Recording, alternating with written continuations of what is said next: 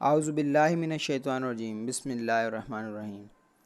ایک بنیادی اور مرکزی مقام حاصل ہے۔ انسان کو فطری طور پر اس سے قربت اور تسکین دل حاصل ہوتا ہے۔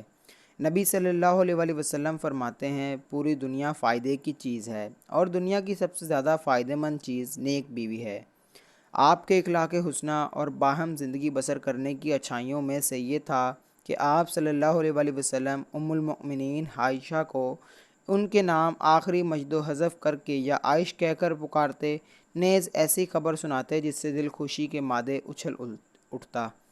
حضرت عائشہ سے مروی ہے کہ رسول اللہ صلی اللہ علیہ وآلہ وسلم نے فرمایا، یا عائشہ، یہ جبریل ہیں جو تمہیں سلامی عرض کر رہے ہیں۔ یہ ہیں بہترین اخلاق میں مکمل اور مرتبے کے اعتبار سے سب سے بڑھ کر اس امت کے نبی، جو کہ بہترین معاشیت، نرمی برتنے اور بیویوں کے نفسیاتی اور عاطفی رغبت کی معرفت رکھنے میں ہمارے لیے ایک نمونہ ہیں، جنہوں نے بیویوں کو وہ مقام اور رتبہ عنایت کیا جو ہر بنت ہوا کی خواہش ہوا کرتی ہے کہ وہ اپنے شوہر کے نزدیک پسندیدہ ہو۔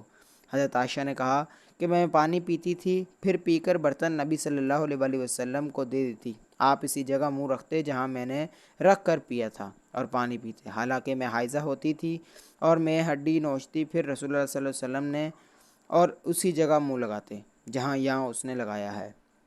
نبی اکرم صلی اللہ علیہ وآلہ وسلم ایسے نہیں تھے جیسا کہ منافقوں کا خیال ہے اور مستشرقین نے باطل دعوے اور من گھڑت تہمت تراشی کی ہے، بلکہ آپ بہترین اور آسان ازدواجی زندگی کے متلاشی تھے۔ حضرت عائشہ فرمایا کر کے نبی صلی اللہ علیہ وآلہ وسلم نے اپنی ایک بیوی کو بوسہ دیا، پھر نماز کے لیے نکلے اور وضو نہیں کیا۔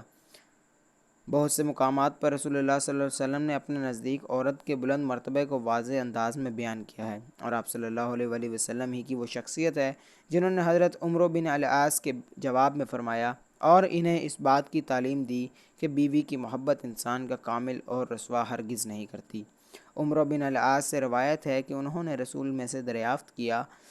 کہ لوگوں میں آپ کے نزدیک سب سے محبوب کون ہے؟ آپ نے فرمایا، ام المؤمنین حضرت عائشہ رضی اللہ تعالیٰ عنہا۔ جو شخص اپنی ازدواجی زندگی کو خوشگوار بنانا چاہتا ہو، اسے چاہیے کہ وہ حضرت عائشہ رضی اللہ تعالیٰ عنہا کے احادیث پر غور کر کے رسول اللہ صلی اللہ علیہ وسلم کے ساتھ کیا برتاؤ کیا کرتے تھے۔ حضرت عائشہ فرماتی ہیں کہ میں اور نبی صلی اللہ علیہ وآلہ وسلم ایک ہی برتن سے غسل کرتے تھے۔ اس امت کے نبی صلی اللہ علیہ وآلہ وسلم نے اپنی بیویوں کو فرحت و انبساط پہنچانے میں کسی بھی مناسبت کو ہاتھ سے جانے نہیں دیا۔ حضرت عائشہ کہتی، میں اللہ کے رسول صلی اللہ علیہ وآلہ وسلم کے ساتھ ایک سفر پہ نکلی اور میں اس وقت لہیم شہیم نہیں تھی۔ آپ نے لوگوں کو آگے بڑھ جانے کا حکم دیا۔ جب وہ آگے نکل گئے تو کہا، آؤ ہم دوڑ میں مقابلہ کرتے ہیں۔ تو میں نے مقابلہ کیا، پس میں آگے نکل گئی۔ اس کے بعد آپ خاموش رہے، یہاں تک کہ مجھے گوشت آ گئے، میں بھاری بھرکم بدن والی اور موٹی ہو گئی، اور آپ کے ساتھ ایک سفر پر نکلی تو آپ نے لوگوں کو آگے نکل جانے کا حکم دیا، پھر مجھ سے کہا کہ آؤ مقابلہ کرتے ہیں، پس آپ آگے نکل گئے، پھر آپ ہنسنے لگے اور کہا یہ اس کے بدلے میں ہے۔ اس حدیث کو امام احمد نے روایت کیا۔ یہ ایک پاکیزہ کھیل کود اور حد درجے کا پہنچا ہوا اہتمام ہے کہ آپ لوگوں کو آگے بڑھنے کا حکم دیتے ہیں اور بیوی سے دوڑنے میں مقابلہ کرتے ہیں تاکہ اس کے دل کو سرور پہنچا سکیں۔ پھر آپ بیتے ہوئے لمحے کو یاد دلواتے ہوئے کہتے کہ یہ اس کے بدلے میں ہے۔ موجودہ زمانے میں جو اللہ کی کشادہ زمین کی سیر کرے اور اس دنیا میں آباد مختلف اقوام کے صاحب عزت اور عفت لوگوں کے حالات پر غور کرے تو آپ میلہ کے افعال پر تعجب کرے گا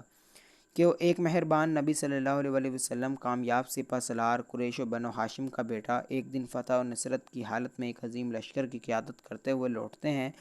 پھر بھی آپ اماہت المؤمنین سے محبت کرنے والے، نرمی برتنے والے ہیں۔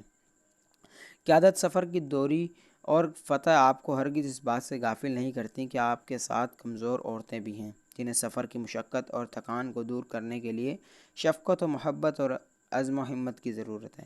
امام بخاری نے روایت کیا ہے کہ جب آن حضرت صفیہ بنت حیی سے شادی کر کے غزوہ خیبر سے واپس لوٹے تو آپ حضرت صفیہ کے اونٹ کے ارد گرد ایک پردہ لگاتے، پھر آپ اونٹ کے پاس بیٹھ کر اپنا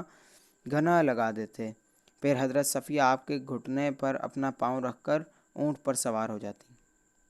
یہ ایک منظر ہے جو رسول اللہ صلی اللہ علیہ وآلہ وسلم کے تواضع اور خاکساری پر واضح دلیل ہے کہ آپ نبی صلی اللہ علیہ وآلہ وسلم مرسل اور کامیاب قائدہ ہو کر اپنی امت کو تعلیم دے رہے تھے کہ اپنی بیوی کے لیے متواضع اور خاکسار ہونے، اس کی مدد کرنے اور اسی کی خوشی دینے سے انسان کی قدر و قیمت میں کس قسم کی کوئی کمی نہیں ہوتی۔ اور امت کے لیے آپ کی وصیتوں میں سے ہے، آپ صلی اللہ علیہ وآلہ وسلم نے فرمایا، خبردار عورتوں کے ساتھ خیر خواہی کرو۔